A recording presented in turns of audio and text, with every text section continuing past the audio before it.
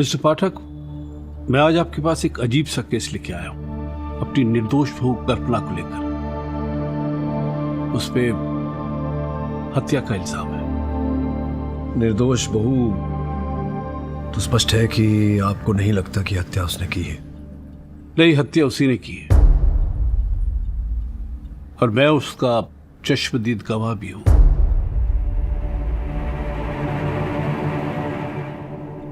Bridge जी, मैं समझा नहीं। जब आप स्वयं कह रहे हैं कि आपकी बहू ने हत्या की है और आपने देखा है, आप चश्मदीद गवाह हैं, आई विटनेस हैं, तो फिर मैं क्या कर सकता हूं इसमें? मिस्टर पाठक, मेरी बहू कल्पना को एक बीमारी है। 4 दिन पहले की बात है, रात के 2:30 बजे होंगे।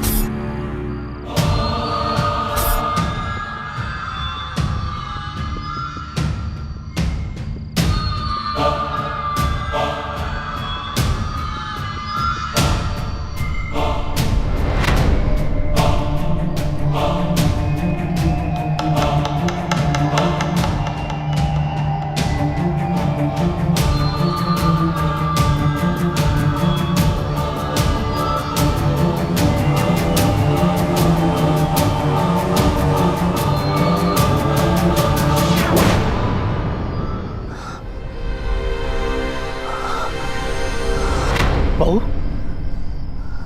क्या करने जा रही थी? चल नीचे आओ, नीचे आओ। गिर जाती तो? मुझे नहीं पता, मैं यहाँ कैसे आई? कल्पना, कल्पना, तुम यहाँ क्या कर? क्या हुआ पापा? नींद में चलने की बीमारी की वजह से यहाँ से कूदने वाली थी।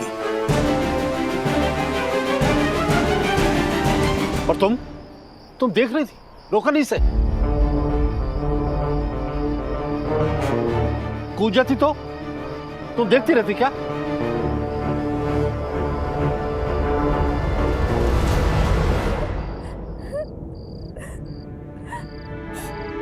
नवीन, मैं जानती हूँ कि मम्मी जी मुझे पसंद नहीं करती है, पर इतनी नफरत, अगर बेहोशी की हालत में मैं छत से कूद जाती तो वो मुझे नहीं रोकती।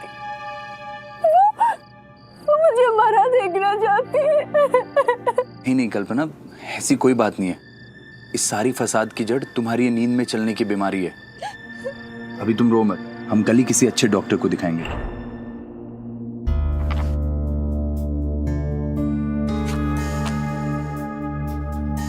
आपके नींद में चलने की बीमारी की वजह है एंटीहिस्टामाइन्स। ये दवा जो आप अपने स्किन एलर्जी के लिए लेती हैं, इस दवा को बंद कीजिए, आप बिल्कुल ठीक हो जाएंगे। लेकिन डॉक्टर, ये बीमारी काफी पुरानी है। लेकिन आप ये दवा भी तो काफी समय से ले रही हैं ना।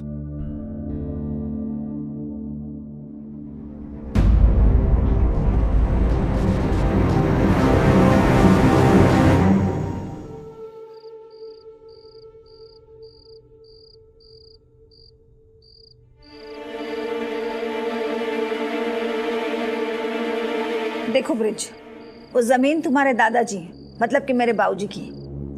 उसमें से ज्यादा तुम्हें 20 एकड़ मिल सकता है। उसका तुम्हें जो करना है तुम कर लो। लेकिन बुआ, वो अकेले कोने वाले टुकड़े को खरीदने के लिए कोई तैयार ही नहीं। और मुझे पैसे की सख्त जरूरत है बुआ।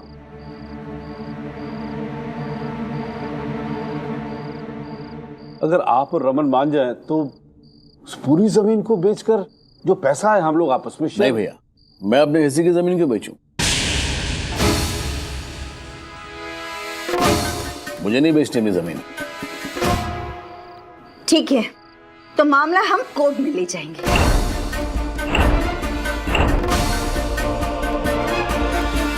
नीलिमा, ये क्या कह रही हो तुम? उस जमीन के असली कागजात और दादाजी की असली वसीयत हमारे पास है। हम चाहें तो आप सबको बिना बताए सौदा कर सकते हैं। इनफ। सुनिए तो, रुके ना।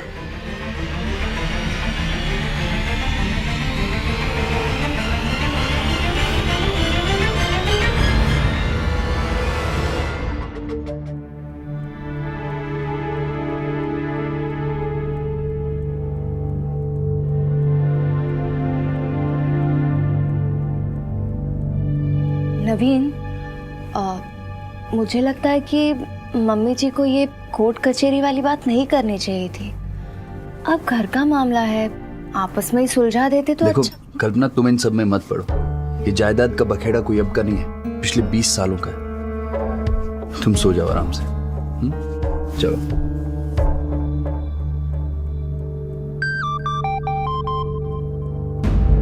इतनी रात को किसका फोन है? नहीं, ऐसे ही कोई इंपॉर्टेंट नहीं है। अच्छा सुनो, तुमने वो एंटी एलर्जी दवा तो नहीं खाई ना? नहीं, डॉक्टर के कहने के बाद तो मैंने बंद ही कर दिया है। गुड, अच्छे सो जाओ।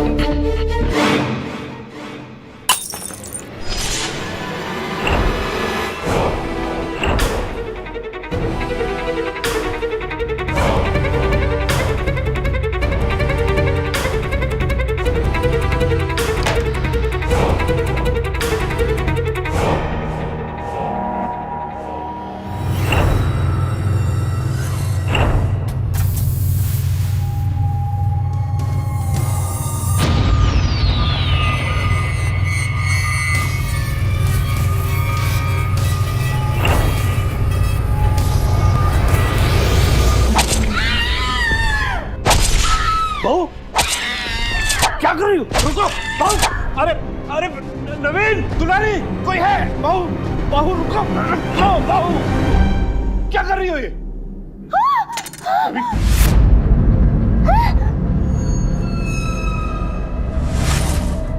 नीलिमा, नवीन देखो देखो।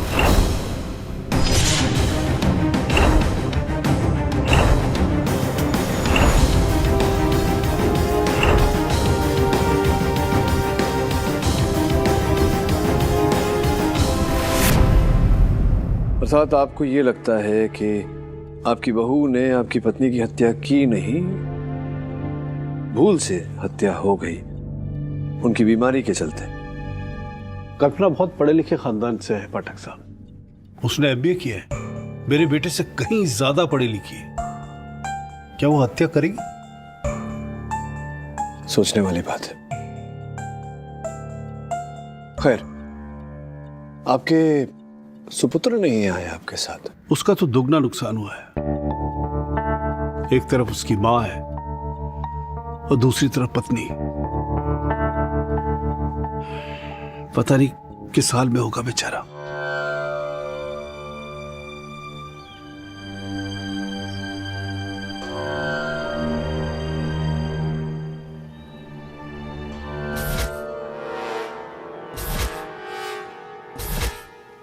भगवान नीलिमा भाभी की आत्मा को शांति दे। बड़ी नेक औरत थी। हम सबका कितना ख्याल रखती थी। सुनिए जी, इस रात आप कहाँ चले गए थे?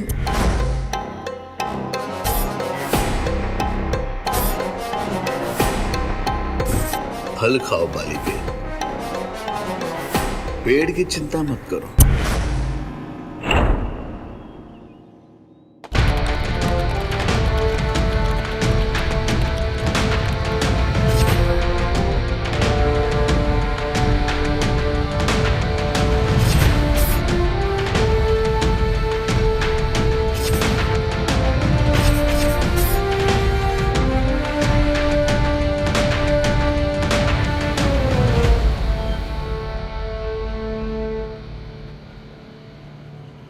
योर ऑनर, इस फाइल में दुनिया भर के स्लीप वॉकिंग के 153 केसेस का लिखा चिट्ठा है। हर केस में निर्णय आरोपी के पक्ष में गया है योर ऑनर, क्योंकि यह बीमारी प्रमाणित हुई थी। योर ऑनर, स्लीप वॉकिंग के कई कारण हैं। स्लीप डेप्रिवेशन, बहुत कम नींद होना, स्लीप एपनिया इत्यादि इत्यादि। और मेरे मुवक्किल कल्पना जी के केस में जो दवा ये लेती है अपनी त्वचा की एलर्जी के लिए, उसका साइड इफेक्ट। एक्सक्यूज मी, कल्पना को सिर्फ त्वचा की एलर्जी नहीं थी और भी एक बहुत बड़ी एलर्जी थी, सांस की एलर्जी। इसीलिए उन्होंने जो किया वो किया। खैर वो मैं बाद में साबित करूंगा। पहले आप मुझे ये बताएं विद ऑल योर एक्सपर्टीज कि जिस दिन कल्पना जी ने उसकी सास का मर्डर किया उस दिन तो उन्होंने दवाई ली ही नहीं थी नींद की, फिर भी नींद का दौरा क्यों पड़ा? यह दौरा था या कुछ? नहीं, क्या कहना चाहते हैं आप कि ये जो स्लीप वॉकिंग इन्होंने की ये एक ढोंग था, नाटक था, ऐसा इन्होंने किया ताकि ये अपनी सास की हत्या कर सके? ये कह रहे हैं आप? यस, मैं यही कह रहा हूँ। और ये इसलिए किया क्योंकि सिंपल लॉजिक, सास ने किया बार बार धुतकार, कट टू बहू हुई बीमार, कट टू बहू ने किया सास पे जानलेवा वार कर दिया। बेकार, आपकी थियरी बेकार जसवाल साहब। रिपोर्ट तो आपने पढ़ी होगी कि घटना से 2 दिन पूर्व ही स्लीप वॉकिंग करते करते कल्पना अपने घर के छत पर चली गई थी और कूदने वाली थी, तो स्वयं अपनी जान क्यों देखी? No, to gain sympathy. क्या है योर ऑनर, बीमारी का नाटक किया, ऐसे चलते चलते चलते वहां पे गई ताकि सबको ऐसा लगे कि रे बेचारी बीमार है, अभी कूद जाएगी। The moment that was proved that she is mentally not stable, बीमार है, बस बीमारी का फायदा उठाया। 2 दिन बाद सास को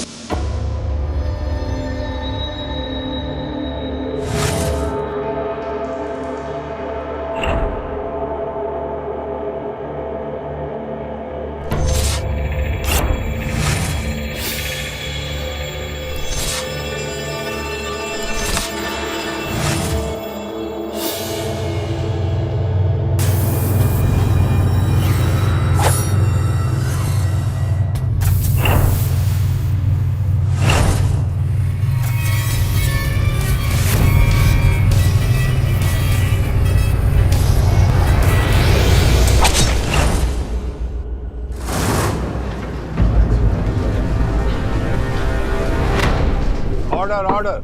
चलिए, जब इतना बता दिया है तो हत्या का कारण भी बता दीजिए, लेकिन ये मत कहिएगा कि सास बहू में खिटपिट थी, क्योंकि इस अनुसार तो फिर विश्व की हर सास। नहीं, वो खिटपिट वाली दुश्मनी वो कॉमन है, वो तो दुनिया में चलते रहता है, वो नहीं है। ये जानलेवा दुश्मनी थी, और क्यों जानलेवा थी वो भी मैं आपको बताता हूँ। यूं ही तो मैं कुछ बोलता ही नहीं हूँ, है मेरे पास कारण है ना। ये है वो कारण।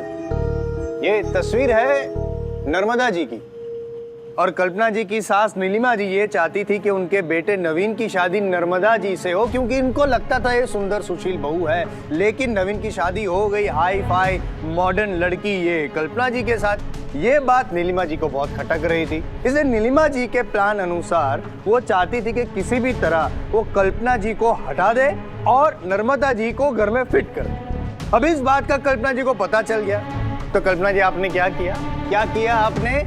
इससे पहले कि आपकी सास आपको घर से गेट आउट करे, आपने लाइफ से उनको गेट आउट कर दिया। नहीं, मैंने जानबूझ के नहीं किया। मैंने जो कुछ भी तब मैं होश में नहीं थी। मैं सच कह रही हूँ। मिस्टर पाठक, आप तो जानते हैं ना, मैंने आपको बताया था ना कि वो बीमारी मुझे 10-12 साल से, और तभी से मैं नींद में चलती हूँ। आप प्लीज इन्हें बताइए ना, मैं सच कह रही हूँ। नवीन इन्हें बताइए ना कि ये बीमारी है, मैं कोई बहाना नहीं कर रही हूँ। प्लीज इन्हें बताइए ना। नवीन चुप क्यों? तुम कुछ तो बताओ। देखिए सर, मैं कोई डॉक्टर तो हूं नहीं जो इसका जवाब दे सकूं कि कल्पना जो कर रही थी वो रियल था या एक्टिंग। अरे कमाल करते हो तुम, अपनी पत्नी की बीमारी के बारे में जानते हो और पति होकर सपोर्ट नहीं कर रहे उसे। ऑब्जेक्शन योर ऑनर, पाठक साहब विटनेस को इमोशनली ब्लैकमेल कर रहे हैं। Your honour sustain. हत्या के समय तुम कहाँ थे? मैं सो रहा था सर, और अगर मैं जगा होता तो अपनी मदर को मरने से बचा नहीं लेता। साहब, मैं तो रसोई में सो रही थी, तभी मैंने कॉरिडोर से कांच के टूटने की आवाज़ सुनी। लगा कुछ तो गिरा होगा। जाकर देखा तो कैंडल लैंप टूटा हुआ था, लेकिन कांच के टुकड़े मैंने तभी साफ कर दिए थे ताकि सुबह वो किसी के पैरों में ना लगे। लेकिन तभी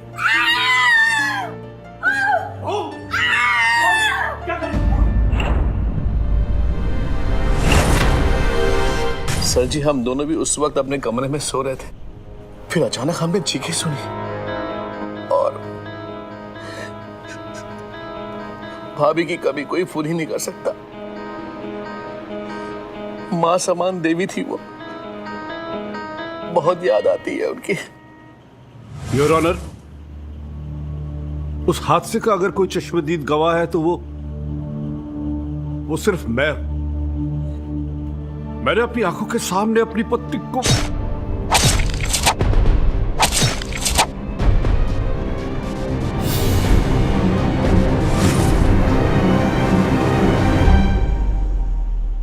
लेकिन योर ऑनर, मुझे अपनी बहू पर पूरा विश्वास है कि मेरी बहू ने वो हत्या बेहोशी में की।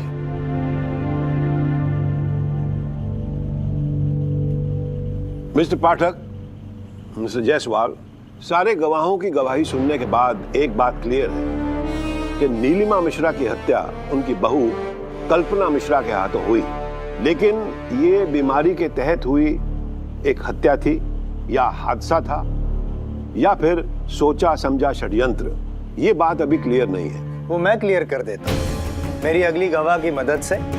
कल्पना जी की कॉलेज की दोस्त सना श्रॉफ, अगर आपकी इजाजत हो तो मैं कटघर में बुलाना चाहूंगा योर ऑनर। इजाजत है सर, कल्पना और मैं नागपुर के डीएम के कॉलेज में एक ही हॉस्टल में थे। वहाँ कल्पना की नींद में चलने की बीमारी के बारे में सब जानते थे, और हॉस्टल में ना एक लड़की थी जिसकी कल्पना से बिल्कुल नहीं बनती थी, और उसका नाम था निशा। पागल हो गई है, पकड़े जाएंगे।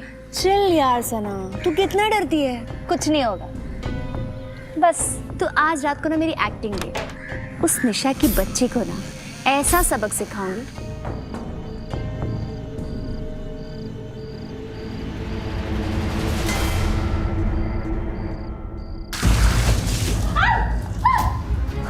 तू पागल हो गई क्या? मैं यहाँ कैसे? तुम्हारे कमरे में? लगता है नींद में चल के आ गई मैं। एक्टिंग मत कर, मुझे सब पता है कि तूने सब जानबूझ के किया। नहीं निशा। अब देख, प्रिंसिपल से कंप्लेन करके अगर तुझे सस्पेंड नहीं करवाया ना तो मेरा नाम भी निशा नहीं। निशा ट्रस्ट मी, मैंने जानबूझ के नहीं किया। आई मीन सुना, आई एम सॉरी यार।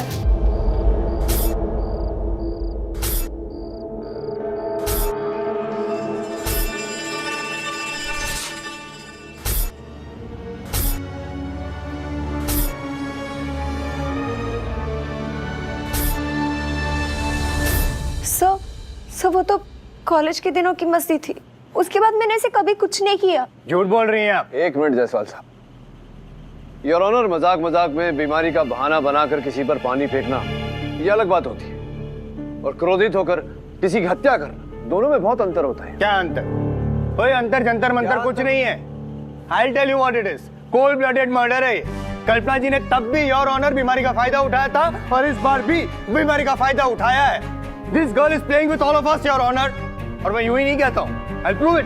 बोलो सर, 10 दिन पहले जब कल्पना ने तुम्हें फोन किया था तो क्या कहा था, बताओ। यही कि वो अपनी सास से तंग आ चुकी है और एक दिन नींद में चलकर अपनी सास का कत्ल कर देगी।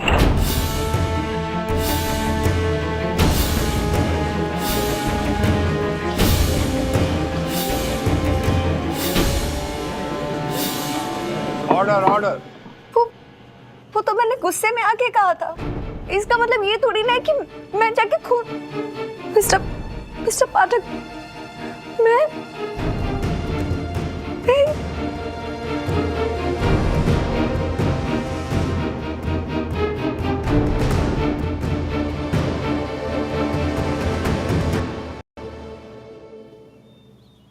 ब्रिजी, आपकी बुआ वो पिछली सुनवाई में उपस्थित नहीं थी, दिखाई नहीं। वो दरअसल मैं नीलिमा के क्रियाक्रम के बाद दूसरे दिन इलाहाबाद चली गई। तबीयत ठीक नहीं थी उनकी। अच्छा मिस्टर पाठक, क्या लगता है आपको कल्पना ने उस रात ड्रामा किया होगा? जी मुझे लगता है कि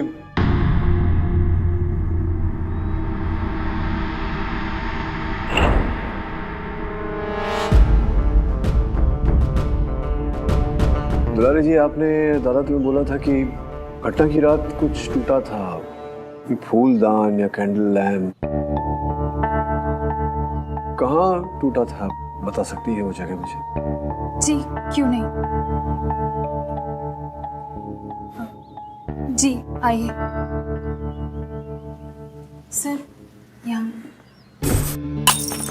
नीलिमा जी का कमरा फिर वहीं होगा, आइए।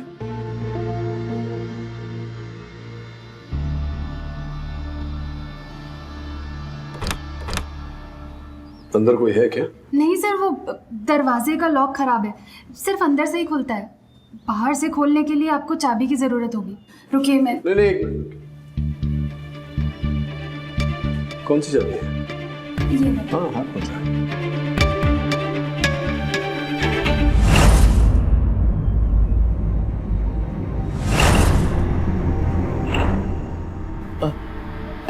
अरे भाई साहब, चुप चुप क्या क्यों देख रहे हैं? आइए सामने आइए, बेहतर दिखेगा। नहीं बस ऐसे ही, मैं तो यहाँ पे खड़ा होकर हवा खा रहा था। आइए आइए। हाँ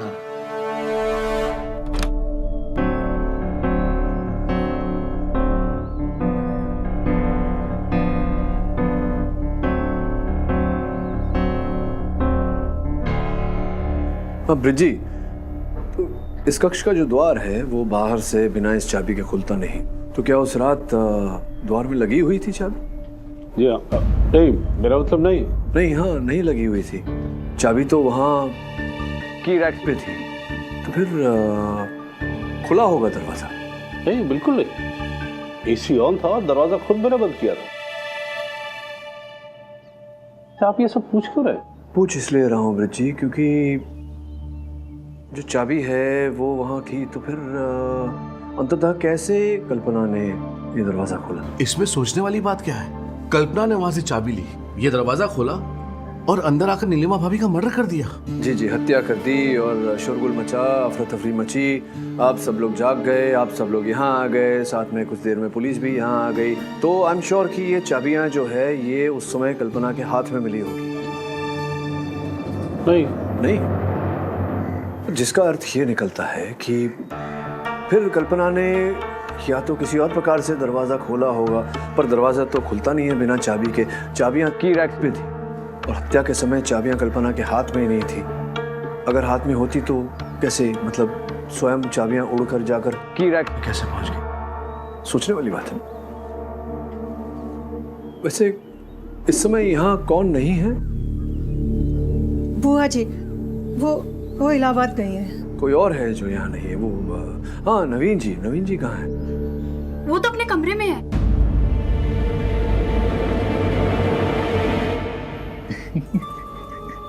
अरे डोंट वरी डार्लिंग, पापा जी से मैं बात कर लूंगा। तुम बस अपना ख्याल रखो अच्छे से। और हाँ, अरे फोन क्यों काट दिया आपने? बात पूरी कर लेते, मैं वेट कर लेता। जी नहीं, बस आप यहाँ। हाँ बस ऐसे ही। ये जो यहाँ से उठकर गई थी उस रात कल्पना? जी, और मैं इधर सो रहा था। राइट। ये दवाइयाँ कैसी? इफ यू डोंट माइंड मैं टेक लूं? ये जी देख सकते हैं।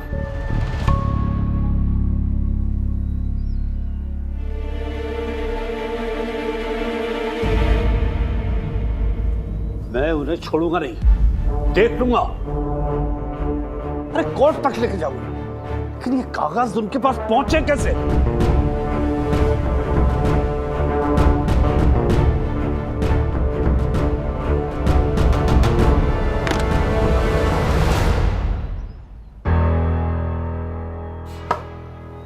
किसने चुराए कागजात? क्या बात है ब्रिज जी, क्या हुआ? बुआ जी इलाहाबाद अपनी बीमारी की वजह से नहीं गई थी, जमीन बेचने गई थी।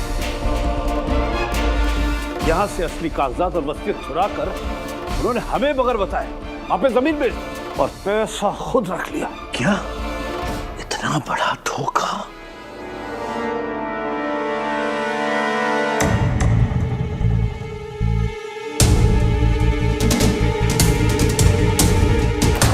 बुआ की बात सुनकर तुम बहुत परेशान लग रही हो, क्या बात है? विस्तार में बताओ, तुम क्या जानती हो? सर मैंने साहब को पेंटिंग के पीछे पेपर्स छुपाते हुए देख लिया था। हाँ, नहीं पसंद मुझे कल्पना। सिवाय नौकरी और डिग्री के अलावा उसके पास है क्या?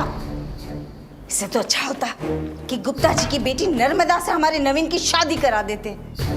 कम से कम हमारा डूबता हुआ बिजनेस तो बच जाता। कैसी बातें कर रही हो नीलिमा? बिजनेस बचाने के लिए बेटे का सौदा कर देता। लाखों में एक है कल्पना। लाखों के चक्कर में कहीं करोड़ों ना खो बेटे आप। कुछ नहीं होगा। आज इलाहाबाद से आ रही है बुआ जी, रमन, मधुरा। फैसला हो जाएगा जमीन का और बाबूजी के विल के मुताबिक तुम्हारा हिस्सा तुम्हें मिल जाएगा। खुश हो ना?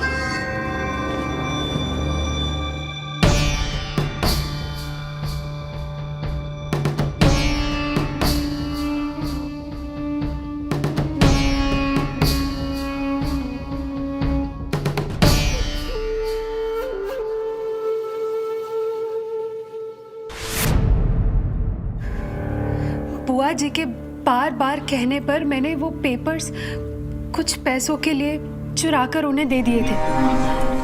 ये रख, तूने जो मेरा काम किया ना उसके लिए। अरे बुआ जी, हम आप ही की वजह से तो इस घर में हैं। आप और ये रख, मुंह बंद रखने के लिए। लेकिन इससे ज्यादा मैं इसके बारे में और कुछ नहीं जानती सर, मैं सच कह रही हूँ। ठीक है, आप जाइए। Thank you.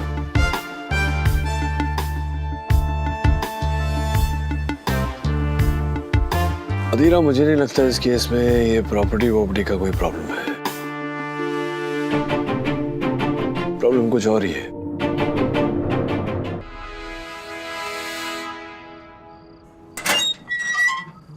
हाय कल्पना, कैसी हो? कल क्या फैसला मेरे खिलाफ होगा? इस समय कुछ कहा नहीं जा सकता कल्पना। हाँ, इतना है कि प्रोसिक्यूटर तुम्हें फांसी तक पहुंचाने की पूरी कोशिश करेगा। सर मेरा यकीन कीजिए, मैंने कुछ नहीं किया। मैंने मम्मी जी को जानबूझ के नहीं मारा। प्लीज मुझे बचा लीजिए। मैं कोशिश करूंगा, पूरा जोर लगाऊंगा। लेकिन कल्पना, प्रोसिक्यूशन का केस बहुत तगड़ा है। बस यही कहने आया था कि हो सकता है कि हम ये केस हार जाए।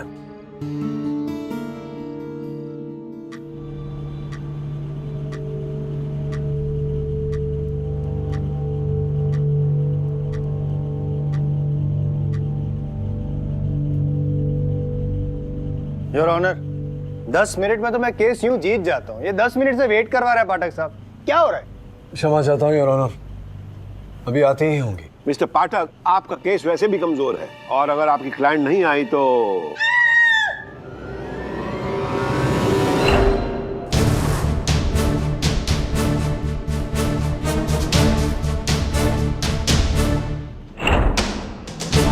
What is this? Stop her! Inspector साहब,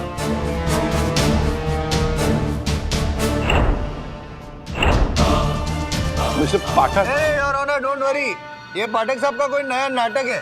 अभी कोई ड्रामा करेंगे, फिर कोई पत्ता खोलेंगे, फिर बोलेंगे नहीं ऐसा हुआ था, वैसा हुआ था, कल्पना ने ऐसा किया।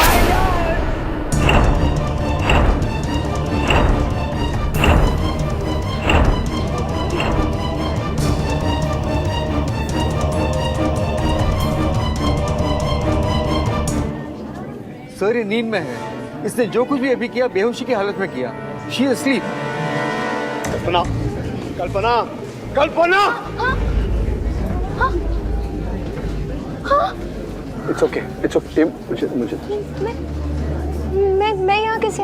मुझे नहीं पता, मैं वहाँ आराम कर रही थी। आपने कहा था ना मुझे। सब ठीक है। ऑर्डर ऑर्डर, सब पीछे बैठ जाइए। Mister Pathak, what the hell is going on in the name of law? अभी समझाता हूँ योर ऑनर। सर्वप्रथम मैं ये बताना चाहूंगा कि ये जो चाकू है ये नकली है। नकली है तो क्या है? ये सब ड्रामा जो यहाँ पे किया वो क्या असली नहीं था? ये तो अदालत में कोई करता है क्या? मैं मर जाता तो? योर ऑनर नहीं योर ऑनर। मिस्टर जायसवाल, शांत रहिए। ये अदालत हकीकत जानना चाहती है। सॉरी, बताइए हकीकत। योर ऑनर हकीकत तो यही है, जो पिल्स मेरी मुवक्किल कल्पना ले रही थी इनकी त्वचा की एलर्जी के लिए, उसी का साइड इफेक्ट है ये स्लीप वॉकिंग। हाँ, लेकिन उस रात तो कल्पना ने दवाई ली ही नहीं थी ना? ली थी जैसा। नहीं। सॉरी, दी गई थी उन्हें गोली।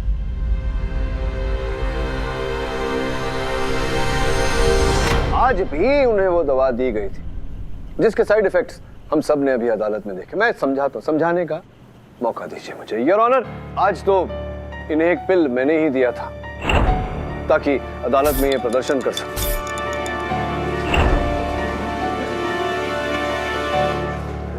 उस रात भी जायसवाल साहब इन्हें पिल दी गई थी जिसका प्रमाण है योर ऑनर इनके दवाइयों की शीशी है।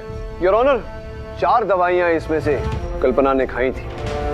तत्पश्चात इन्हें साइड इफेक्ट्स होने लगे स्लीप वॉकिंग, और इन्होंने ये बात अपने डॉक्टर को बताई। इनके डॉक्टर ने तुरंत इन्हें ये दवा लेने से मना किया और इन्होंने ये दवा बंद कर दी। इसमें 50 पिल होते हैं योर ऑनर, 4 जो इन्होंने खाई, 1 जो मैंने आज सवेरे इन्हें थी। इस गणित के अनुसार मैं समझा रहा हूं आपको क्योंकि मैं जानता हूं हम गणित में जरा कमजोर हैं।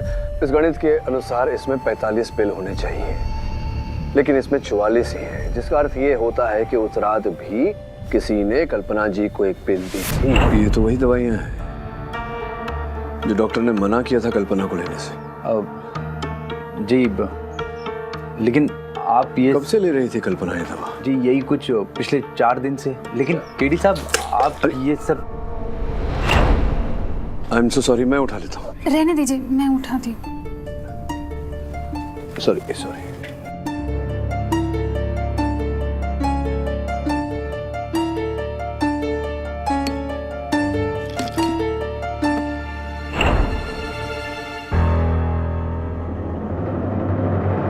यू मीन किसी ने उसे ड्रग दिया ताकि वो नींद में चले? योर ऑनर, जिस प्रकार से इस बोतल से मैंने आज कल्पना जी को दवा खिलाई, उस अवस्था में इन्हें अदालत तक लेकर आया, बगल वाले कक्ष में इन्हें बिठाया, दवा के प्रभाव से ये गहरी नींद में चली गई और फिर अदालत में स्लीप वॉकिंग करती हुई आई और जायसवाल साहब पर प्रहार किया। ठीक उसी तरह योर ऑनर उस रात भी कल्पना जी को ये दवा खिलाई गई थी। इन्हें उकसाया गया था कि उस कक्ष में जाकर अपनी सासू मां की हत्या करे और इन्होंने किया।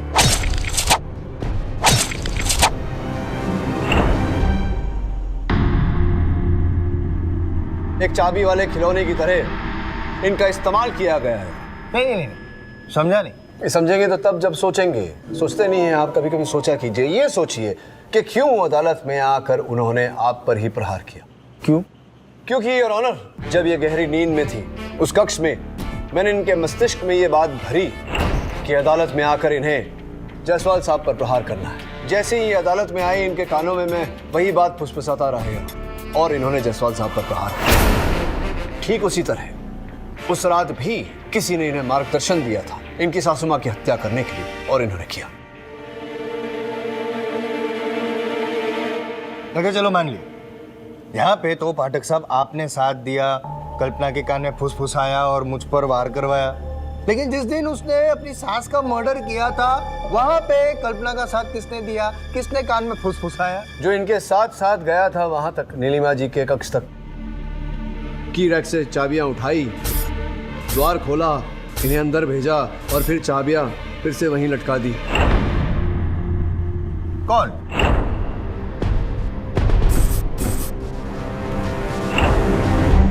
इनके अपने पति नवीन।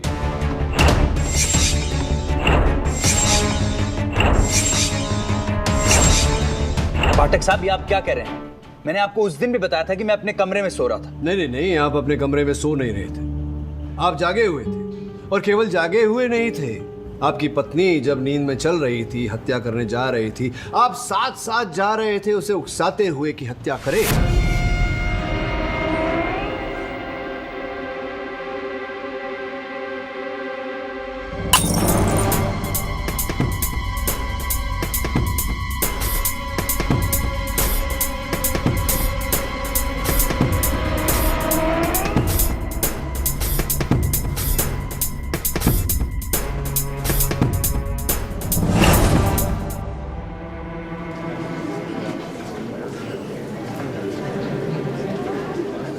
Order order, silence in the court. तो पाठक साहब आप ये कहना चाह रहे हैं कि मैं अपनी बीवी के हाथों अपनी ही माँ का कत्ल करवाऊंगा? एग्जैक्टली और ऐसा ही आपने किया है, क्योंकि उस दिन मैंने आपके चप्पल के तलों पर वो जो कैंडल लैंप टूटा था उसके छोटे छोटे नीले नीले कांच के टुकड़े मैंने गड़े हुए देखे थे। अच्छा, तुम्हें थोड़ी देर में करते हैं।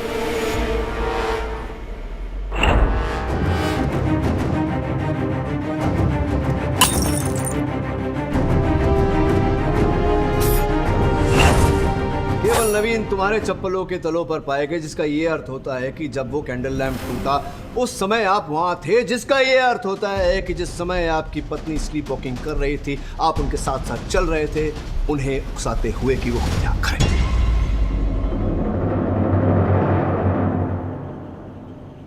वाह केडी साहब, सिर्फ इसलिए कि मेरी चप्पल में कांच के टुकड़े थे मैं खूनी हो गया। You right. एक छोटा सा सबूत और भी है मेरे पास।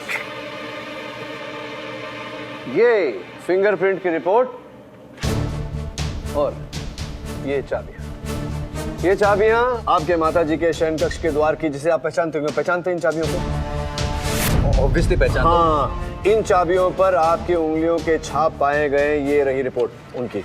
ये देखिए, रिपोर्ट पर आपका नाम लिखा है, नवीन मिश्रा। मतलब आपने इन चाबियों से अपनी माताजी के शयन कक्ष का द्वार खोला, अपनी बीवी को अंदर भेजा ताकि वो उनकी हत्या कर सके। नहीं, ये दैट इज नॉट पॉसिबल। ये चाबियां आपके घर की हैं या नहीं? आपके माताजी? कोर्स मेरे घर की है। और ये रिपोर्ट आपके नाम का है। देखिए, नवीन मिश्रा लिखा हुआ है ऊपर। मेरा ही नाम लिखा हुआ है, बट आपका नाम लिखा हुआ है, मतलब आपकी उंगलियों के छाप इन चाबियों पर है। तो रिपोर्ट झूठी भी तो बनवा सकते हैं। नहीं, झूठी किसने बनवाई? अगर चाबी असली है तो रिपोर्ट कैसे झूठी हो सकती है? तो मुझे क्या पता? रिपोर्ट के हिसाब से इन चाबियों पर आपकी उंगलियों के छाप है। और केवल इतना ही नहीं, इन चाबियों में से उस मॉइस्चराइजर की भी सुगंध आ रही थी जो आप अपने हाथों पर लगाते हैं। अब बताइए, मेरे इन चाबियों पे निशान कैसे आ सकते हैं सर? मैंने इन चाबियों को अपनी उंगलियों से छुआ तक नहीं है। अद्भुत विचित्र बात है, कह रहे हैं कि छुआ ही नहीं, तो क्या आप कहेंगे कि रुमाल से छुआ था? ऑफ कोर्स रुमाल से पकड़ा था, क्योंकि मैं इतना बेवकूफ नहीं हूं जो अपनी उंगलियों के निशान उस पर छोड़।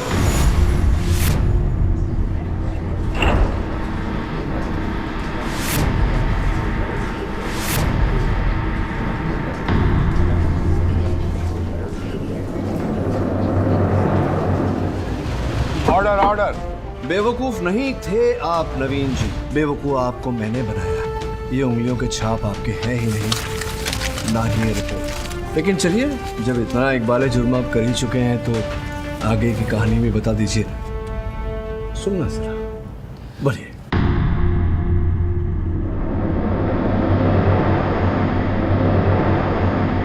कल्पना से मेरी शादी पापा ने जबरदस्ती करवाई थी।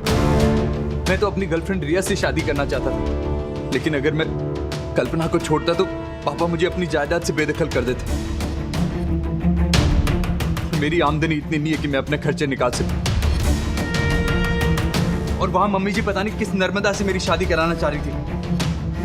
मैं चारों तरफ से फंस चुका था सर, इसलिए मैंने इन सब से निकलने के लिए प्लान बनाया, ताकि मेरा कल्पना और नर्मदा दोनों से पीछा छूट जाए और मैं रिया से शादी करके जायदाद से भी बेदखल ना हो पाऊं। लेकिन इन सब के बीच मैंने दुख की बात है नवीन, न केवल तुमने अपनी माताजी को खोया है, अपनी पत्नी को, जमीन जायदाद, परिवार वालों को, सबको खो दिया। और केवल इतना ही नहीं, आजीवन जेल में सड़ते रहोगे तुम। मैं समझता हूँ प्रेम, इश्क, मोहब्बत, लेकिन इसका ये अर्थ नहीं होता है कि उसे पाने के लिए किसी की हत्या कर, किसी और की बलि चढ़ा। मैं होप कि इस घटना से और लोगों को भी सीख मिले। The defence rest your honour. ये अदालत नवीन मिश्रा को अपनी मां नीलिमा मिश्रा की हत्या का दोषी मानती है और उनकी गिरफ्तारी का हुक्म देती है। कल्पना मिश्रा को इस पूरे षड्यंत्र में इस्तेमाल किया गया बिना उनकी जानकारी और होश के, इसलिए यह अदालत कल्पना मिश्रा को निर्दोष मानती है। लेकिन वो तब तक अंडर मेडिकल ऑब्जर्वेशन रहेंगी जब तक वो पूरी तरह से ठीक नहीं हो जाती। Case is close. अरे साहब, क्या है? Congratulations, आप फिर से केस जीत गए। Thank you. पढ़ेगा साहब, क्या है जसवाल साहब? एक केस आप मेरी वजह से जीते। रियली? कैसे? अपनी क्लाइंट को बेकसूर साबित करने के लिए मुझे बलि का बकरा बनाया, उस चाकू से। वो चाकू कहाँ गई? ये चाकू। या सॉरी, लीजिए चाकू रख लीजिए। मैं क्या करूं? खुजाने के काम में है।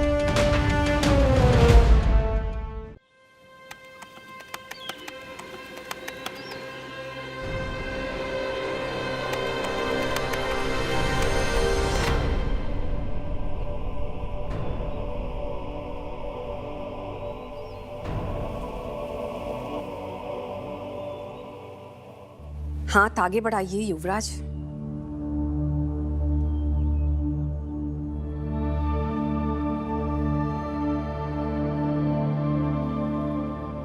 छोटी माँ,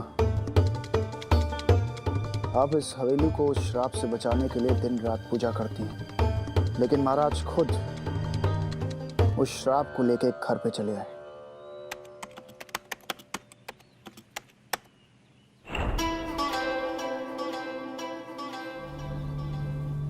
माँ, ये खुशबू कैसी? अपनी होने वाली माँ की खुशबू पहचान ही ली ना आपने? युवराज, गगनदीप।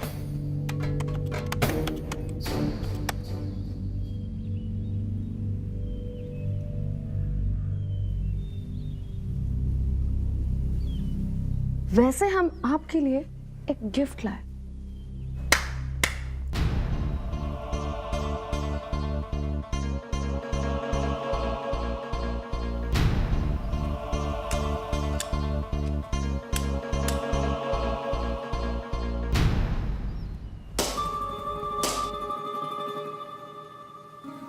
कैसे लगी gift? Thank you for this lovely gift Meera ji. You welcome. लेकिन आप एक बात भूल रही हैं कि आप हमारे पिताजी महाराज हर्षवर्धन की होने वाली छठी बीवी जरूर होंगी, लेकिन हमारी होने वाली माँ नहीं है। ये हवेली जिस जगह आप खड़ी हैं, ये हमारी माँ है। अच्छी तरह से समझ लीजिए। और बेटा चाहे अंधा ही क्यों ना हो, माँ के आंचल में चलने फिरने के लिए उसे किसी छड़ी या फिर किसी सहारे की जरूरत नहीं होती। Got it? माँ का आंचल, हाउ स्वीट। लेकिन वो क्या है ना, आपके पिता यानी कि महाराज शादी के बाद आपके इस माँ के आंचल को ना मेरे हाथों में सौंपने वाले। इसलिए तो हमने ये गिफ्ट दिया आपको। और एक सलाह भी, आप ना आज से ही इसके सहारे चलने की आदत डाल दीजिए। थैंक यू आपकी सलाह के लिए मीरा जी। You welcome. लेकिन कितनी अजीब बात है ना, जैसे आप हमारे लिए ये छड़ी गिफ्ट में लेके आई हैं, हम भी आपके लिए एक बहुत ही सरप्राइज गिफ्ट लेके आए। रियली? भीम सिंह,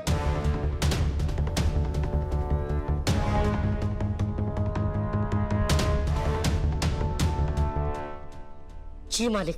खोलो इसे। कफन? जी हाँ, कफन।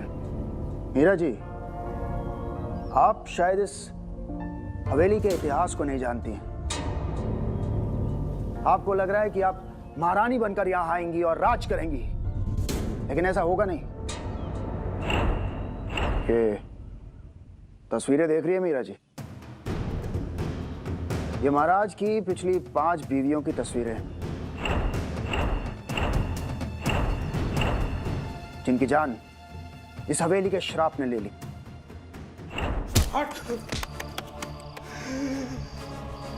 महाराज, ये इस गरीब किसान का श्राप है आपको। जैसे हम गरीब किसानों के घर तोड़े गए, वैसे ही आपकी ये हवेली आपके खानदान के खून से भर जाएगी। एक के बाद एक लाशें गिरेंगी महाराज, इतनी लाशें गिरेंगी कि आप गिनती तक भूल जाएंगे महाराज। याद रखिएगा महाराज, ये इस गरीब किसान का श्राप है आपको। पकड़ लो उसे।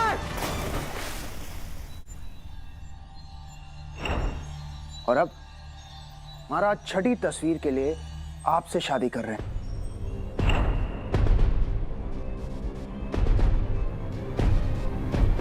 Congratulations, Meera ji, and I wish you all the best. लीजिए, मुंह मीठा कीजिए। Good day.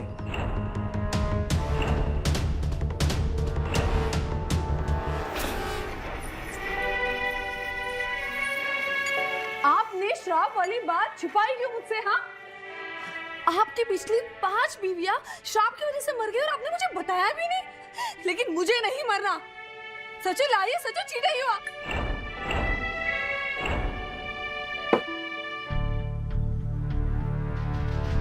आप ये शायद भूल रही हैं कि आप किससे बात कर रही हैं।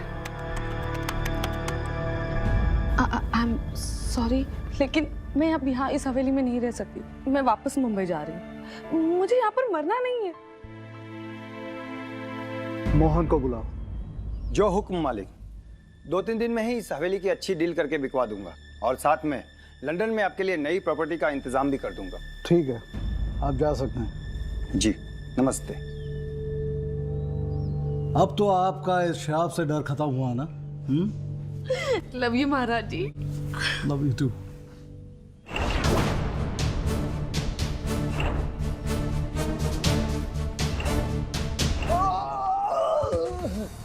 नहीं नहीं नहीं नहीं नहीं नहीं नहीं। इस हवेली का नमक खाया तूने, इसको बेचने चला है तू। याद रख, अगर हवेली बिकी तो तुझे अपने लोहे की पट्टी में डाल के सुलगा दूंगा।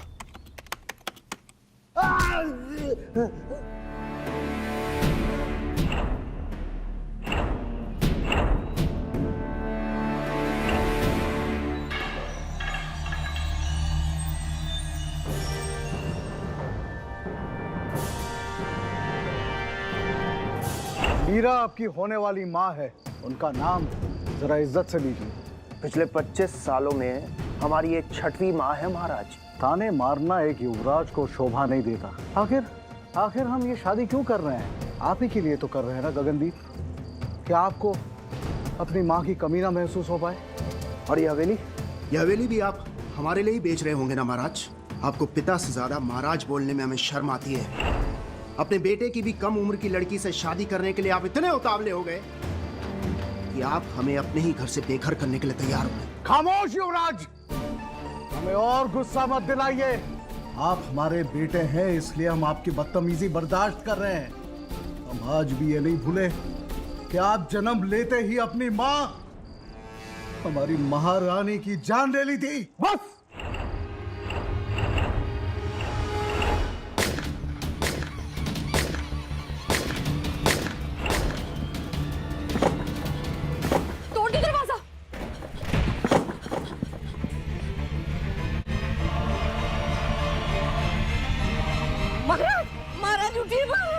महाराज, ये क्या हो गया आपको? उठिए महाराज। महाराज, ये आपको क्या हो गया?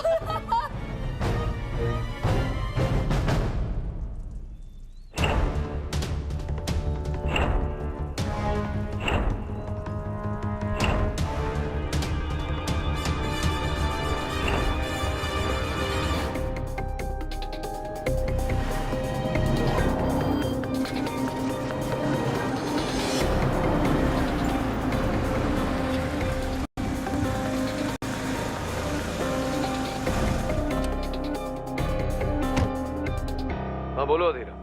Hello, hi sir. Sir please आप न्यूज़ ऑन कीजिए ना जल्दी। हिमाचल के केस के बारे में मुझे बार बार फ़ोन आ रहा था, लेकिन मैंने उन्हें कह दिया कि जब तक आप सस्पेक्ट्स के बारे में कुछ श्योर नहीं हो जाते आप ये केस नहीं लोगे। Sir please just watch the news. मैं बाकी डिटेल्स कलेक्ट करके ऑफिस आ जाऊँगी। Thank you sir.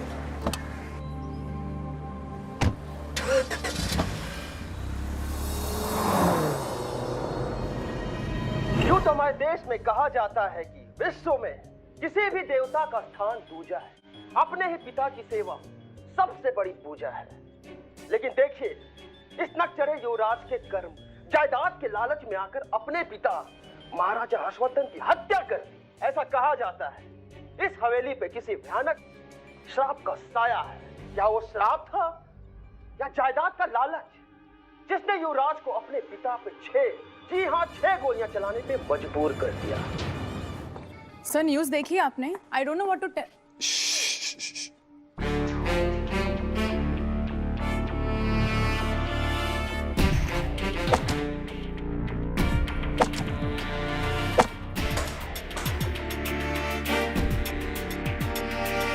वाह, एक भी नहीं लगा। So you're happy? You never miss a shot. आज मिस करके भी स्माइल कर रहे हो। हम ये केस लड़ रहे हैं अदीरा। स्वेटर है ना तुम्हारे पास? जी है। ले लो साथ में। We are going to Himachal. Sir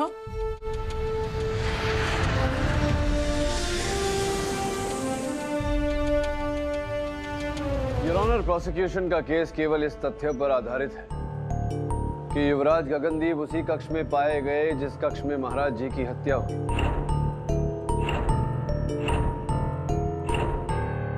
यहां योर ऑनर सोचने वाली बात यह है कि एक नेत्रहीन व्यक्ति एक नहीं 6-6 गोलियां सही निशाने पर कैसे दाग सकता है। ये केवल कठिन ही नहीं योर ऑनर, असंभव है। अपनी बात सिद्ध करने के लिए मैं अदालत में एक छोटा सा प्रदर्शन करना चाहूंगा, आपकी अनुमति हो तो। अनुमति है।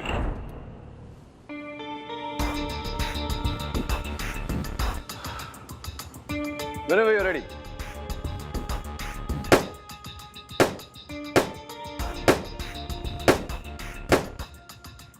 योर ऑनर, ये मिस्टर नायक है, भारत के विख्यात शूटर।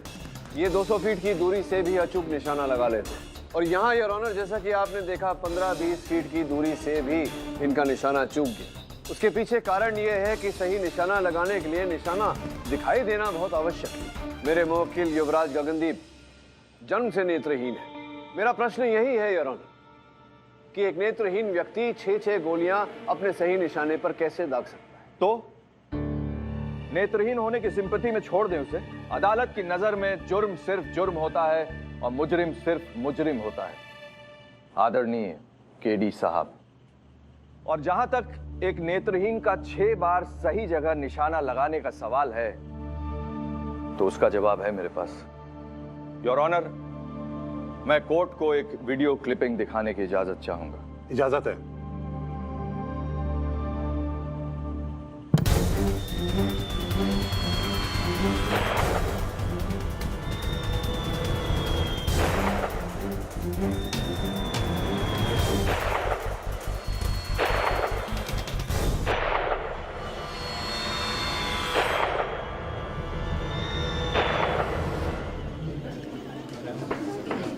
Order order. क्या हुआ केडी साहब? आपके क्लाइंट ने नहीं बताया था आपको? नहीं बताया होगा। ये राजा लोग होते ही ऐसे हैं, मन किया तो बता दिया, नहीं मन किया तो नहीं बताया। योर ऑनर, मैंने अभी तक सुना था कि जो नेत्रहीन होते हैं उनकी बाकी इंद्रियां बहुत तेज काम करती हैं, और आज मैंने देख भी लिया। गगनदीप सिर्फ बंदूक पकड़ना ही नहीं, बहुत अच्छे शार्प शूटर हैं जो आवाज सुन के निशाना लगा देते हैं। योर ऑनर, इनके गोली चलाने की काबिलियत तो प्रोसिक्यूशन साबित कर ही चुकी है। और जहां तक क्राइम सीन का सवाल है,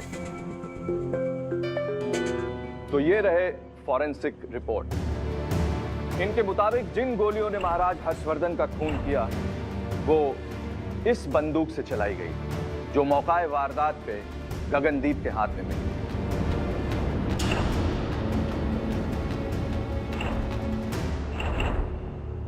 इस बंदूक में इनके फिंगरप्रिंट्स और गन पाउडर के ट्रेसेस भी मैच करते हैं। योर ऑनर, इस केस में कोई गुंजाइश नहीं है। ये पानी की तरह साफ है कि गगनदीप ने अपने पिता हर्षवर्धन का खून किया है।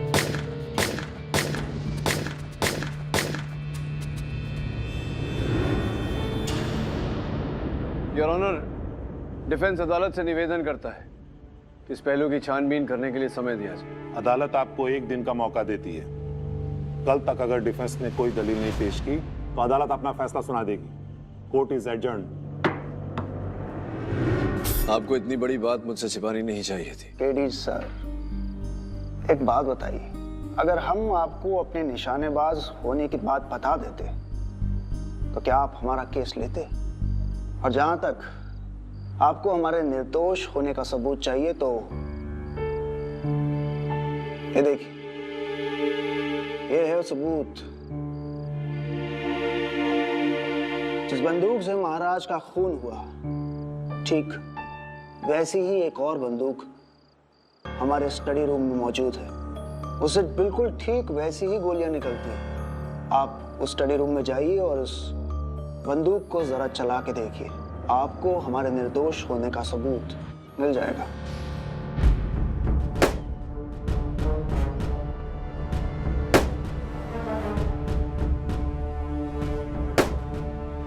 Sir can we please stop this? आप क्यों उस गगनदीप को बचाने के लिए इतनी मेहनत कर रहे हो? क्योंकि अधीरा उसने अपने निर्दोष होने का प्रमाण दिया है मुझे।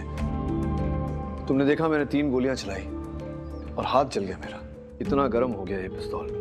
सोचो अगर उसने 6 गोलियां चलाई होती तो उसके हाथों पर जलने का निशान तो होता, लेकिन नहीं था, क्लियर थे उसके हाथ एकदम।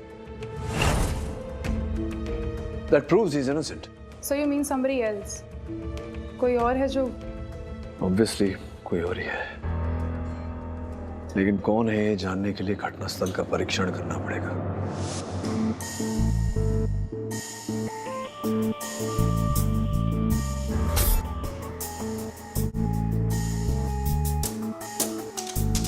सर प्लीज एक काम कल कर सकते हैं। I mean just look at your hand, it's burning. पहले फर्स्ट एड कर लेते हैं। नहीं, फर्स्ट एड करवाने का टाइम नहीं है धीरा। ठीक है, कल अदालत में आखिरी अवसर है गगनदीप को निर्दोष प्रमाणित करने का। मुझे लग रहा है कि किसी ने कमर की ऊंचाई से या उससे भी नीचे से गोली चलाई है। भला कोई झुककर गोली क्यों चलाएगा?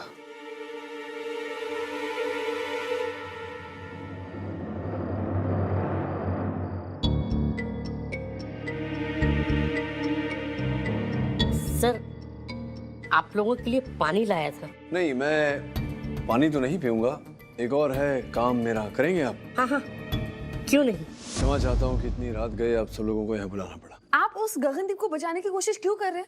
उसी ने मेरे महाराज को मारा है, मैं आपसे कह रही हूँ ना। ईश्वर से डरिए मीरा जी। केडी सर, मैंने ही फोन करके आपको इस केस को लड़ने के लिए बुलाया था।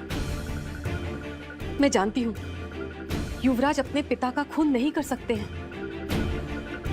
दरअसल इस हवेली पर एक श्राप है और मुझे लगता है महाराज की जान उसी श्राप ने ली है।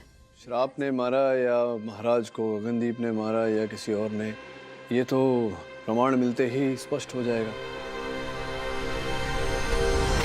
इस समय मैं आप सबकी हथेली देखना चाहता हूँ, इफ यू डोंट माइंड। हाँ, दिखाएंगे सर? Thank you.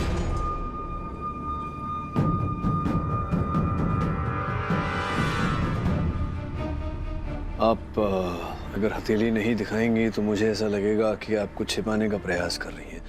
कोई बात नहीं, छिपा लीजिए, अदालत में दिखवा दूंगा। मैं उस हाथ की। ओह, आपका हाथ तो जला हुआ है, देखिए बिल्कुल मेरी तरह।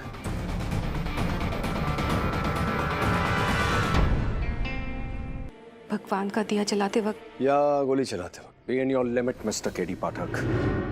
मेरी माँ पे शक करने का आपको कोई हक नहीं है। 30 साल दिए उन्होंने इस हवेली को। एक्सक्यूज मी सर, वो सिर्फ अपना काम कर रहे हैं। हथेली प्लीज।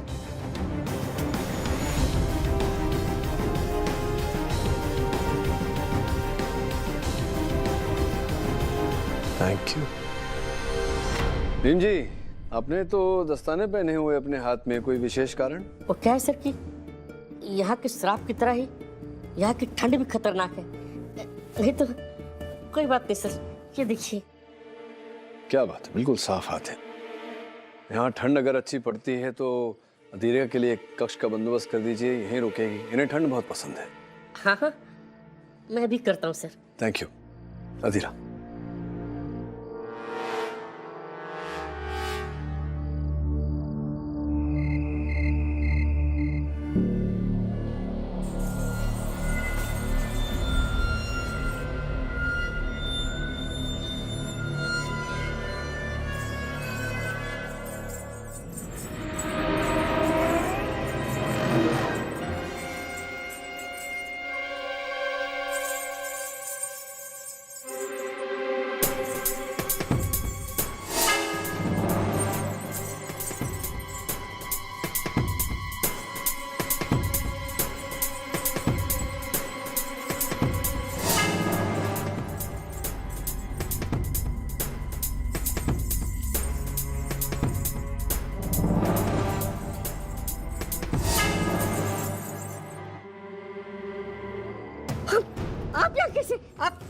बात किसी को बताइएगा नहीं। आप प्लीज पहले खड़े हो जाइए। आप किसी को मत बताइएगा। क्या नहीं बताना है? यही कि मैं इतना अच्छा नाच लेता हूँ। नहीं तो ये लोग मुझे इस महल से निकाल के बाहर फेंक देंगे। मैं किसी को ये बात नहीं बताऊंगी, लेकिन इसके बदले आपको मुझे कुछ बताना होगा।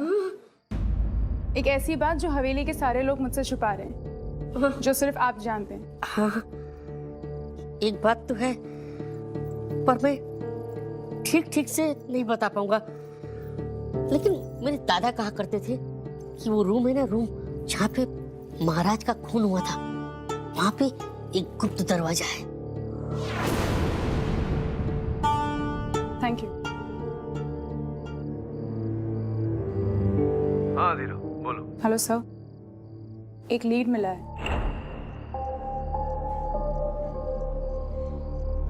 मुझे पूरा विश्वास है धीरा कि सिर्फ पुरानी फिल्मों में होता था, पेंटिंग वेंटिंग हिलाने से दरवाजा खुलता था, यहाँ भी कुछ ऐसा ही होगा।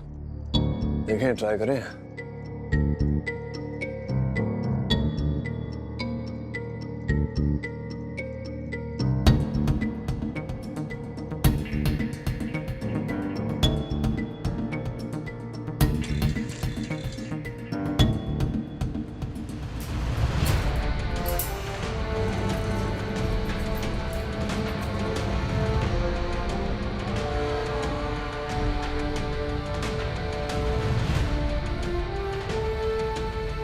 दरवाजे की कथा सत्य निकली। एक काम करो धीरा,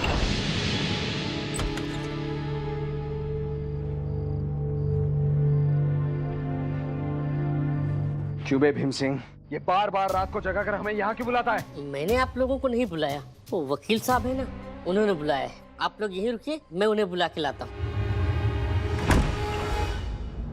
भीम सिंह दरवाजा खोलो।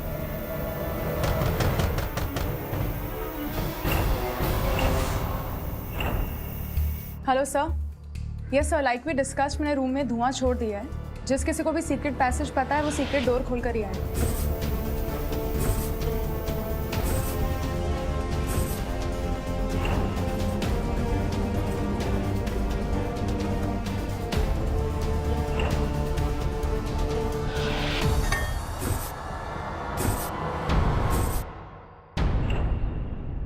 योर ऑनर, कल हमने इस केस के संदर्भ में कुछ ऐसे खोज की जो इस केस को नई दिशा दे दी। केडी साहब, किसी भी दिशा में जाने की कोई जरूरत नहीं है, केस बिल्कुल साफ। जब खून हुआ, कमरे में सिर्फ 2 ही लोग थे।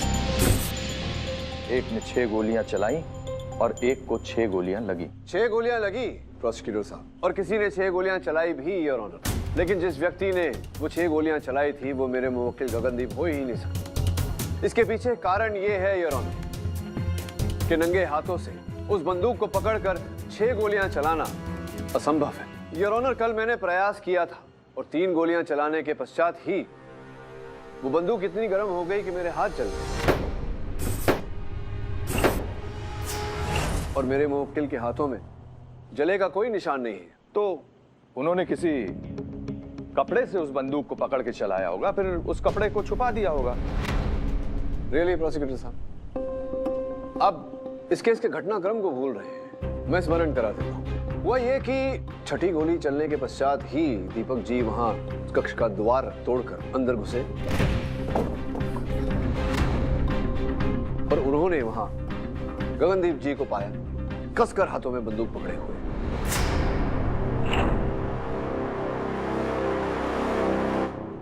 अब बताइए समय कहां था कि ये कपड़े को छुपाते? चलिए एक क्षण के लिए मान लेते हैं कि इन्होंने कपड़े को छुपाया, फिर भी बंदूक तो गर्म थी, और अगर इन्होंने उस गर्म बंदूक को कस के पकड़ा था अपने हाथों में, इनके हाथों पर जले का निशान होना चाहिए था, जो कि योर ऑनर नहीं है, जिसका अर्थ ये होता है कि वो बंदूक मेरे मुवक्किल गगनदीप जी ने नहीं चलाई। प्रोसिक्यूशन गवाही से ज्यादा फॉरेंसिक रिपोर्ट पर विश्वास करता है योर ऑनर। प्रोसिक्यूटर साहब, मैं अक्सर कहता हूं कि जो होता है वो दिखता नहीं और जो दिखता है वो होता नहीं।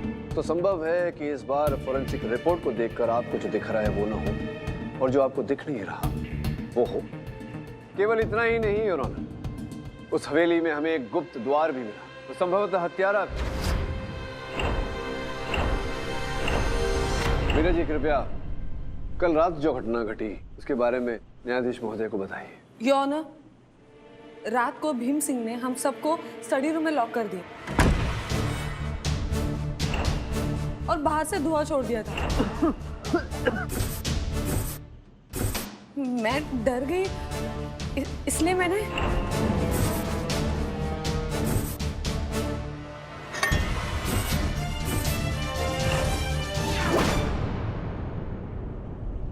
मुझे लगा कि हवेली का श्राप मेरी जान के पीछे पड़ा है। आप कब से श्राप में विश्वास करने लगी? आपकी नजर तो हवेली पे थी, तभी आपने महाराज जी की हत्या की, उनके आरोप में युवराज जी को फंसाया ताकि हवेली आपके नाम पे हो जाए, है ना? योर ऑनर, मीरा जी की सिर्फ शादी तय हुई है महाराज के साथ, और शादी तय होने की वजह से महाराज की प्रॉपर्टी पर मीरा जी का कोई हक नहीं बनता। डिफेंस यहाँ पे गलत है। मीरा जी के पास महाराज को मारने का कोई मोटिव था ही नहीं। मोटिव है योर ऑनर। पब्लिक प्रोसिक्यूटर साहब को जानकारी नहीं है इस बात की कि मीरा जी का विवाह हो चुका है मुंबई के कोर्ट में, योर ऑनर। ये रहा प्रोसिक्यूटर साहब इनके विवाह का प्रमाण पत्र, मैरिज सर्टिफिकेट, योर ऑनर, जिसका ये अर्थ होता है कि मीरा जी मैं सही कह रहा हूं। जी हाँ, ये रजिस्टर मैरिज मैंने ही करवाई थी क्योंकि मुझे महाराज पर बिल्कुल भी भरोसा नहीं था। मैं चांस नहीं लेना चाहती थी, इसलिए मैंने अपना फ्यूचर सिक्योर करने के लिए उन पे दबाव डाला और रजिस्टर मैरिज कर ली। योर ऑनर, इन सब बातों का इस केस से कोई ताल्लुक नहीं है, क्योंकि जब खून हो रहा था तो मीरा जी दरवाजे के बाहर थी, तो फिर वो कैसे खून कर सकती हैं?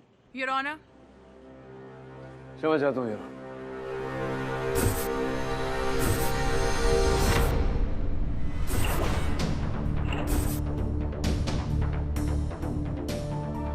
योर ऑनर, ये केस एक हत्या का नहीं 4 हत्याओं का है। Serial killing.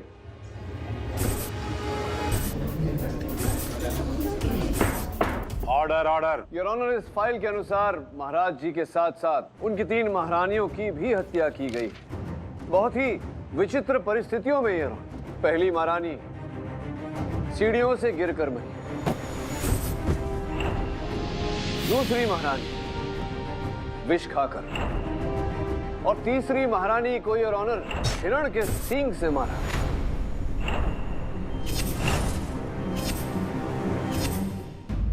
और इन तीनों हत्याओं को योर ऑनर श्राप का नाम देकर भुला दिया गया। कहना क्या चाहते हो केडी? मैं ये कहना चाहता हूं योर ऑनर कि तत्पश्चात महाराज जी की हत्या की, किंतु उस समय युवराज गगनदीप जी का वहां होना तय नहीं था, तो ये संभावना पैदा होती है कि हत्यारा ऐसी ही किसी विचित्र परिस्थिति में महाराज जी को मारना चाह रहा हो। योर ऑनर, इन बातों की पुष्टि करने के लिए डिफेंस निवेदन करता है अदालत से कि समय प्रदान किया जाए।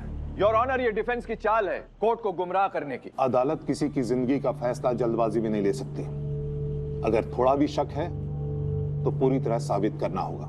डिफेंस की बात मानते हुए यह अदालत कल तक के लिए मुलतवी की जाती है।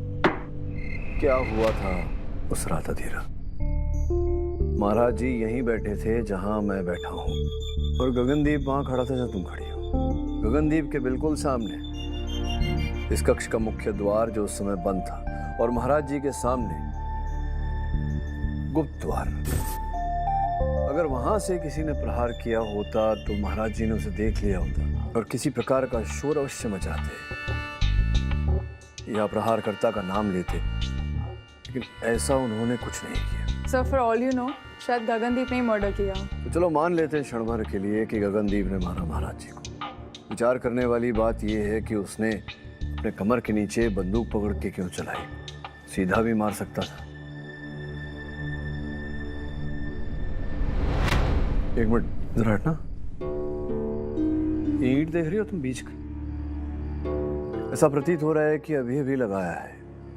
याद करो, कथन में ऐसा लिखा हुआ था कि जब महाराज जी की हत्या हुई तो वहां फायरप्लेस में आग जल रही थी, और अगर आग जल रही थी तो ईंट को काला होना चाहिए, लेकिन ये तो ताज़ा है बिल्कुल। Sir, it's strange.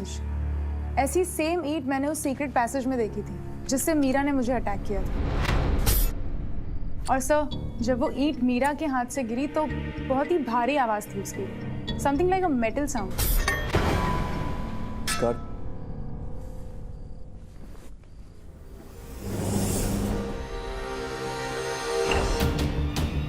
ओ भाई साहब, आइए आइए, बाहर आइए, सामान लेकर वार्तालाप करते। सॉरी सर, वो क्या कर रहे हैं? मैं महाराज नहीं हूँ, आप खड़े रहिए, वहाँ खड़े रहिए। सॉरी सर, वो क्या है कि मैं चोरी कर रहा था। वो तो दिख ही रहा है। क्यों? वो आज ही मुझे पता चला कि मीरा मैडम को इस हवेली का मालकिन बना दिया गया है, और तो और वो हम सबको यहाँ से निकाल के बाहर करने वाली है। बस इसीलिए मैंने सोचा फिर मौका मिले ना मिले। वैसे पता चला कि आपके लक्षण कुछ ठीक नहीं है।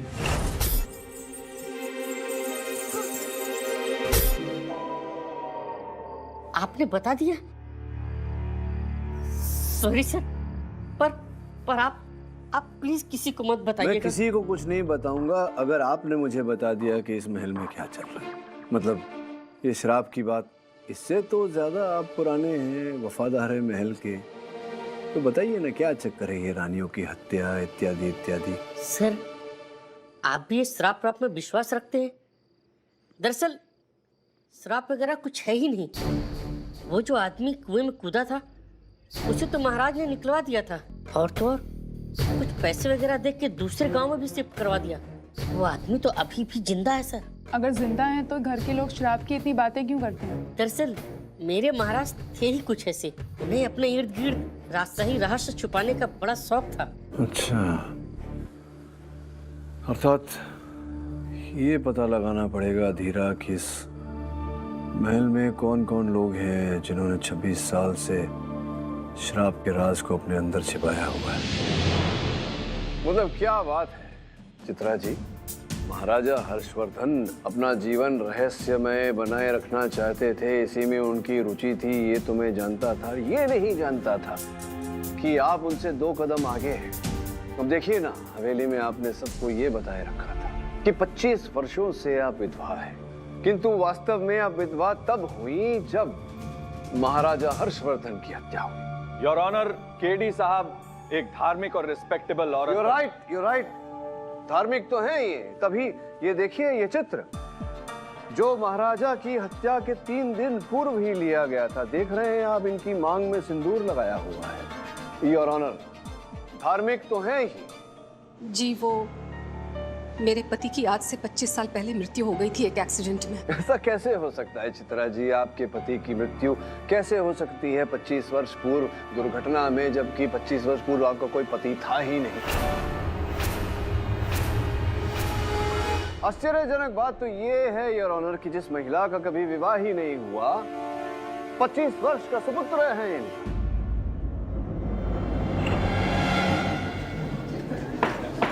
Order order. और केवल इतना ही नहीं, वो महिला जिन्होंने कभी विवाह ही नहीं किया, वो 25 साल से अपने मांग में सिंदूर भरती आई। थोड़ा क्यों बताइए ना, क्यों? मैं बताता हूं कि आप महाराजा हर्षवर्धन की पत्नी। बस केडी पाठक, मेरी मां ने कोई खून नहीं किया, खून मैंने किया है।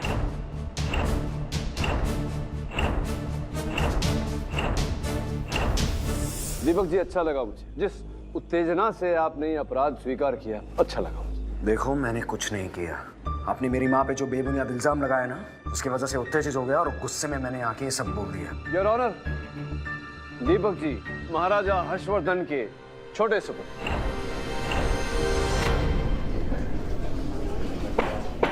Order order. Your honour, defence बेकार में महाराज हर्षवर्धन की फैमिली ट्री बनाने के चक्कर में आखिर ये क्या हो रहा है? जब गगनदीप मौकाए वारदात में बंदूक के साथ पकड़े गए उस कमरे में, तो केडी साहब इस केस को बार बार उस कमरे से बाहर क्यों ले जाना चाह रहे हैं? क्योंकि योर ऑनर, ये हत्या कमरे के अंदर से नहीं, कमरे के बाहर रहकर की गई। और अति महत्वपूर्ण बात यह है योर ऑनर कि जो गोलियां चली वो इस बंदूक से नहीं, इसके कारण चली है। केडी साहब, खून गोली से हुआ है, फॉरेंसिक वालों ने भी बोल दिया। आप ये ईंट कहां से ले आए? मैं जानता हूं प्रोसिक्यूटर साहब, थोड़ा सा कंफ्यूजिंग है। योर ऑनर, इस बात को स्पष्ट करने के लिए मैं अदालत में एक बार फिर एक छोटा सा प्रदर्शन करना चाहता हूं। आपकी अनुमति हो? अनुमति है। योर ऑनर, कुछ ही समय में ये प्रमाणित हो जाएगा कि इस ईंट से उस रात को गोली कैसे निकली थी। ये ईंट गर्म होते ही योर ऑनर गोली चलेगी। ये टाइम बर्बाद कर रहे हो आप। ईंट से कोई गोली चलती है क्या? अरे ईंट को हीट दे रहे हो और गोली चलेगी, क्या बात कर रहे हैं? ये बंद कीजिए इसे। ये बंद नहीं हो सकता। अगर बंद हो गया तो मैं प्रमाणित कैसे करूंगा अदालत में कि इसी से गोली चली थी? मुझे समझ में आ रहा, हटाओ इसे मेरे सामने से। अरे ईंट गर्म होने से कुछ थोड़ी होता है।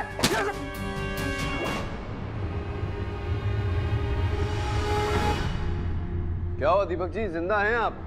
हाँ जिंदा होंगे ही, क्योंकि गोली तो चली नहीं। वो मेरी सहायिका या धीरा, उन्होंने प्लास्टिक का पैकेट। योर ऑनर, दीपक जी भयभीत हो गए, ये डर गए। इसका अर्थ ये होता है कि ये पूरी तरह से जानते थे कि ईंट गर्म होते ही गोलियां मारती है। क्यों? इससे पहले कि आप कहें कि आप नहीं जानते थे, योर ऑनर, मैं अदालत को ये जानकारी देना चाहता हूं कि वास्तव में ये ईंट है ही नहीं योर ऑनर। ये लोहे का बना हुआ है जिसके अंदर बंदूक की मैकेनिज्म बनाई गई है इनके द्वारा, इन्हीं के कारखाने में। मैं बता देता हूं आपको कि अधीरा ने आपका लैपटॉप टेस्ट करवाया।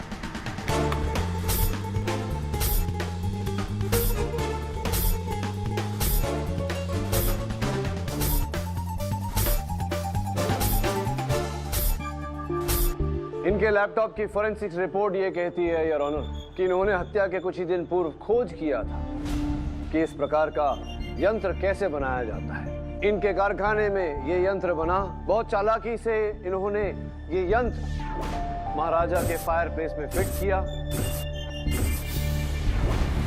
और केवल इतना ही नहीं, वो गन पाउडर जो बड़ी चालाकी से आपने वो छिड़का।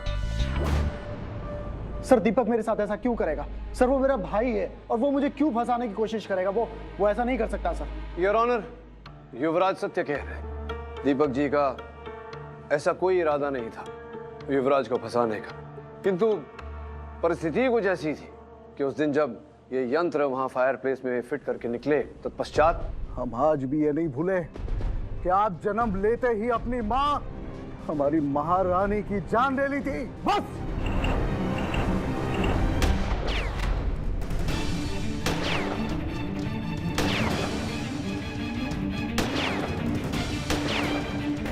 तोड़ दे दरवाजा।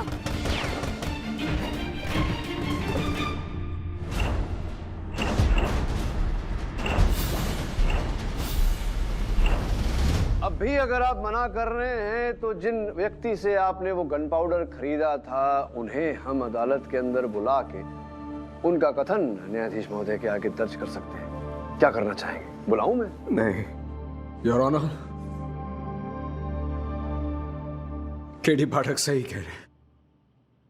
मैंने ही महाराज हर्षवर्धन का खून किया है। लेकिन मुझे पुलिस को ऐसा दिखाना था जैसे महाराज पे गोली अपने आप चल गई हो।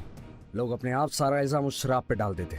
इसलिए मैंने पूरी प्लानिंग से पहले उस एंटीक गन से गोलियां बैलिस्टिक जेल में चलाई, जिससे गोलियों को भी कोई नुकसान नहीं हुआ और उस एंटीक गन का निशान भी उन गोलियों पे आ गया। और फिर उन गोलियों को ध्यान से बैलिस्टिक जेल से निकालकर मैंने अपने हाथों से बनाए गए उस ईंट के शेप वाले गन में डाल दिया।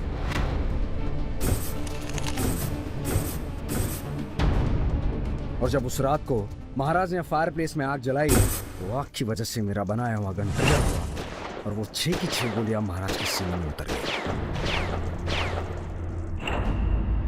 बचपन से मैं जानता था कि मैं महाराज की नाजायज औलाद, लेकिन मुझे अपने लिए कुछ नहीं चाहिए था। मैं बस अपनी माँ का दर्द नहीं देख पाता था। इसलिए जब महाराज की पहली महारानी की मौत हुई तो उसके बाद महाराज ने मेरी माँ से वादा भी किया था कि वो जल्द से जल्द उनसे शादी कर लेंगे।